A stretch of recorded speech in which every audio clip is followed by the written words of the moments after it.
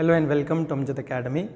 I am here present in front of you for chapter number 13 AC Circuits Physics 12th class Maharashtra state board. तो आज जो मैं नया point आपके पास लेकर आया हूँ उसका नाम है फेज़र डायग्राम। तो आज हम फेज़र डायग्राम क्या रहता है, इसको ड्रॉ करने का तरीक़ा और एक दो एग्जांपल्स लेके इसको ड्रॉ करेंगे। तो सबसे पहले हम ये जान लेते हैं कि फेज़र क्या होता है। फेज़र क्या है? Phasor means any quantity which can be represented with the help of a rotating vector which changes sinusoidally or harmonically, or you can say periodically. That means, in short, I can say that phasor diagram, it is defined as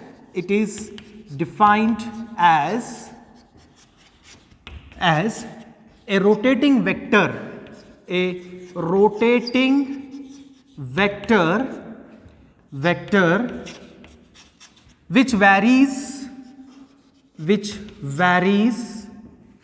which varies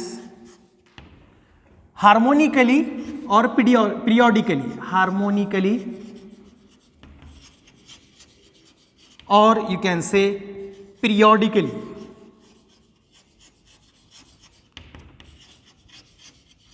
So such a vector will be called as a phasor.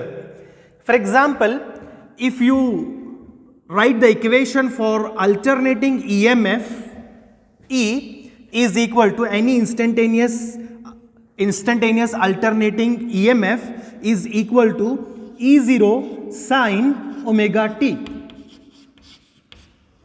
So this can be represented as a rotating vector and it is changing harmonically because there is a sine term here. And it is also changing periodically.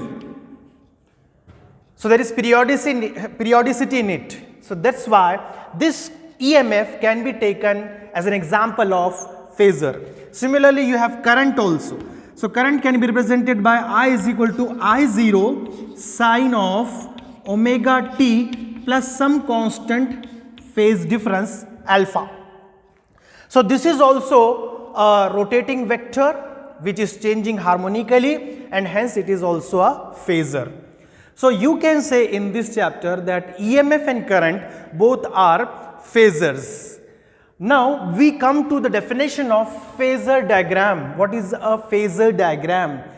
It's a diagram which represents a phasor. A phasor is represented diagrammatically. So such a representation is called as phasor diagram. So we define this phasor diagram as a rotating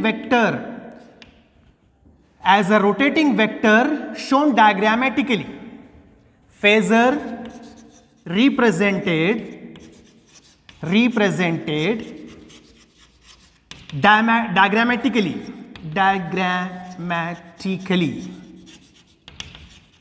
will be called as a phasor diagram. Now, how this phasor diagram is drawn, that we are going to see. How to draw a phasor diagram. So for that, we will be considering two axes, the horizontal axis, x-axis, and the vertical y-axis. So I am drawing a phasor diagram, and how we are going to represent the quantities or a phasor, that we will show here. So here we have got this as the vertical axis, we have got the horizontal axis also. We may sometimes use the negative part of this axis also, as well as with this also we can use the negative part. So this is x-axis or the horizontal x-axis, and this is y-axis. And of course I may take this as the origin, O. Now supposing if I want to represent this EMF, so EMF E is equal to E0 sin omega t. So to represent this maximum value E0, the maximum, the highest value of the EMF, that I will be representing with a vector, arrowhead vector like this. So I may draw it like this. So this is the maximum value of the EMF. That means it is representing E0, maximum value of the EMF E0. So this has come into account in this figure. Now let's see how this omega t is represented. So here this rotating vector is being rotated in anti-clockwise direction. Anti-clockwise direction में हम इस vector को rotate कर रहे हैं. And this angle which it makes with the horizontal x-axis, we call it as, we take this angle as equal to omega t. And here this vector has been rotated in this direction. So sometimes, just to indicate that it has been rotated like this, we put this arrow. And now I may take this point as P. So here OP vector represents, this OP vector represents the maximum value E0 of the EMF. Then angle omega t anti-clockwise sense में हमने इसको rotate किया. Now at the same time this is changing with sine function. If it is changing with the sine function, then the instantaneous value अगर आपको represent करना है तो आप एक projection draw करेंगे point P से एक projection draw करेंगे. ये projection y axis पर अगर ये sine function से vary हो रहा है तो यहां पर आपको मिलेगा instantaneous EMF, that is E. So this projection will give us the instantaneous EMF अगर वो साइन फंक्शन के साथ वैरी हो रहा. अगर वो कोसाइन फंक्शन के साथ वैरी हो रहा, let me make this small. So this angle is omega t. I know that this angle is omega t. अगर वो कोसाइन से वैरी हो रहा, फॉर एग्जाम्पल अगर ऐसे ही अगर E is equal to E0 cos omega T है, cos ओमेगा टी है, तो फर्क इतना ही रहेगा बस कि आप ये जो प्रोजेक्शन ड्रॉ करेंगे, प्रोजेक्शन जो ड्रॉ करेंगे, ये पॉइंट P का है, ये प्रोजेक्शन आप x एक्सिस पे ड्रॉ करेंगे and you will get the instantaneous value here. So I may take this as say A and this as B.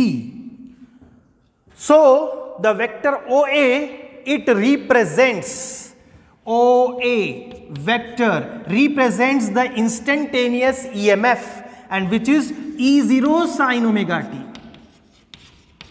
And if suppose I take PB, that is this vector, it should be OB vector. OB vector is equal to E0 cos omega t.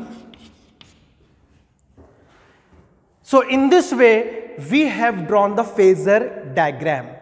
At the same time on the same figure, इसी diagram में आप current का भी variation बता सकते हैं. Similarly अगर current भी ऐसे ही वेरी हो रहा है तो आप यहाँ पर करंट क्वांटिटी को भी फेजर के तौर पर इस फेजर डायग्राम में रिप्रेजेंट कर सकते हैं.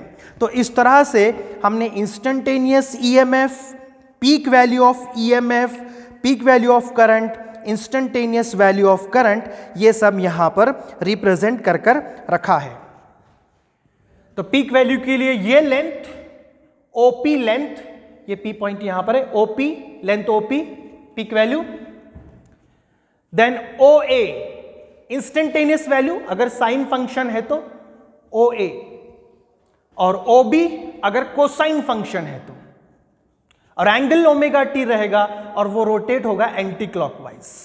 तो इस तरह से हम फेजर डायग्राम ड्रॉ कर सकते हैं. तो आज के इस लेक्चर में मैंने आपको फेजर क्या होता है ये बताया, फिर फेजर डायग्राम ड्रॉ करने का तरीका बताया और उसका हमने एक एग्जाम्पल लिया है.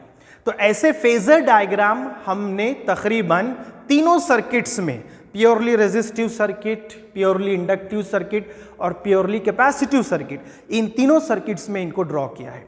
अब ये फेजर डायग्राम ड्रॉ करने से ये फायदा है कि हम इन वेक्टर्स को, जो कि रोटेटिंग वेक्टर्स है, इनको हम ऐड या सब्ट्रैक्ट कर सकते हैं और इनके ऊपर मैथमेटिकल ऑपरेशन हम लगा सकते हैं।